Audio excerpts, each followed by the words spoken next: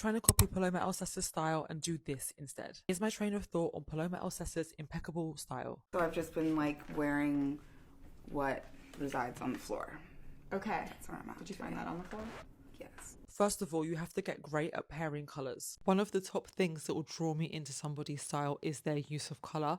I often think that the difference between good taste and not good taste, or something that looks expensive and looks less expensive, is the tonality of the colours. It's not just putting red and pink together, it's which red and which pink. You kind of have to have like a Deanna Vreeland obsessive approach to colours. Paloma elsesser has this in droves, and she also has my favourite thing, which is the ability to take colour schemes from things that are nothing to do with clothes and replicate them in outfits. This is why I think Paloma elsesser and Marni are such a dream combination. The Marni catalogue has an unending stream of incredible colourways, so when Paloma started modelling for them, when they did the capsule collection together, it all made perfect sense to me. I think he does amazing, almost like sculptural, textile layering work. I love that this work is named after his grandmother, Mary.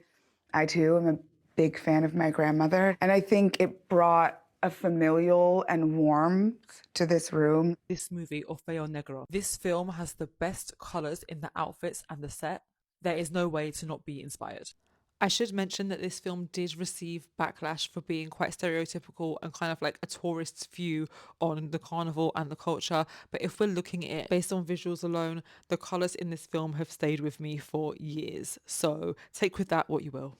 Experiment with new ways to reveal skin in an outfit. Look at designers such as Caroline Vito. Caroline Vito is a Brazilian designer. I'm such a big fan of her clothes. She's developed a cult following for really focusing on the plus size woman and being really size inclusive. I went to one of her shows, and just the energy of all the women in the audience, the front row was mainly like gorgeous plus size women dressed in these fabulous Caroline Vito outfits, and I've never ever been to a show with such electric energy before.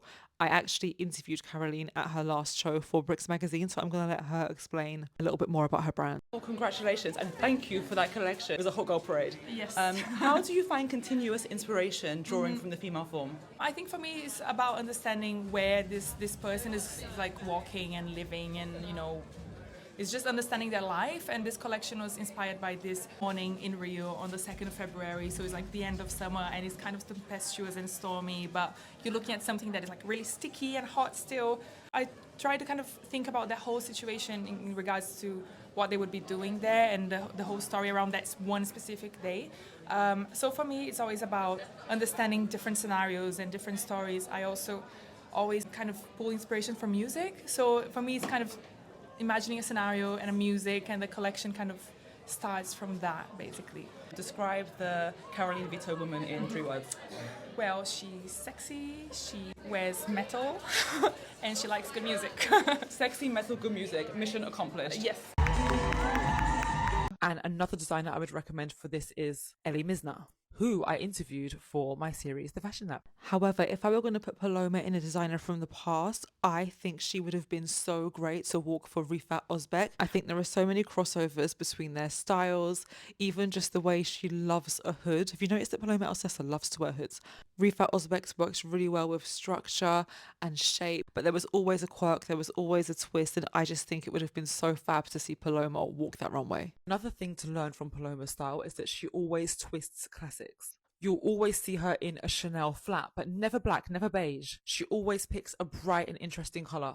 This is my going to set look. I have Chanel flats on the foot, which I secretly, or not so secretly, have amassed a very psychotic collection of them. I only like the very weird colors. And speaking of breathing new life into classics, Paloma elsesser is a Ferragamo girl, and not just a recent iteration of Ferragamo. She's been seen attending Salvatore Ferragamo shows. Look at the 90s Stussy campaign. They're so evocative of that just like raw, fun, skate energy between 1987 and 1989. Sean Stussy was shooting them himself, but then they used different photographers such as Jürgen Teller to really capture that vibe. And it makes sense with Paloma because she is from a skateboarding family. Her brother is a skateboarder, Sage elsesser. She has dabbled with the skateboards. She did the Vans campaign, and I think that is a side to her style that I really like, that sort of relaxed, effortless, thrown on look. It's that kind of look that everybody wants to be able to achieve, to look like you've made zero effort when you have in fact curated your head to toe look. And then look at Sade, not just for her style, which is relevant, but also for her aura and elegance. The aura she gives in photos really reminds me of, like, you know, back in the day when magazines had huge budgets and they'd be always flying to different locations to take really glamorous pictures, and the supermodels would have these giant smiles frolicking on the beach. I imagine Paloma would emerge at some point of the shoot as this like ethereal fashion mermaid.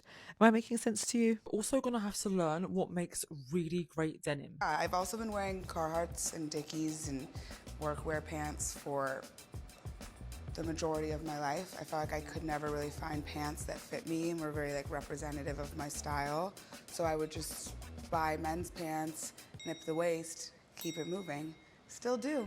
Look at the girls in Pharrell Williams, NERD, Neptune's videos. Because again, they just have that natural, effortless, cool girl energy. And it's aspirational, but in a real way, not in such a manufactured way. And her work with Glossier cements that, because the fact that of all the makeup brands in the world, she was the face of the one that put this natural glow back on the map speaks volumes. As usual, lay it all out, see what resonates, go to your wardrobe, play, investigate. Let me know how it goes. Bye.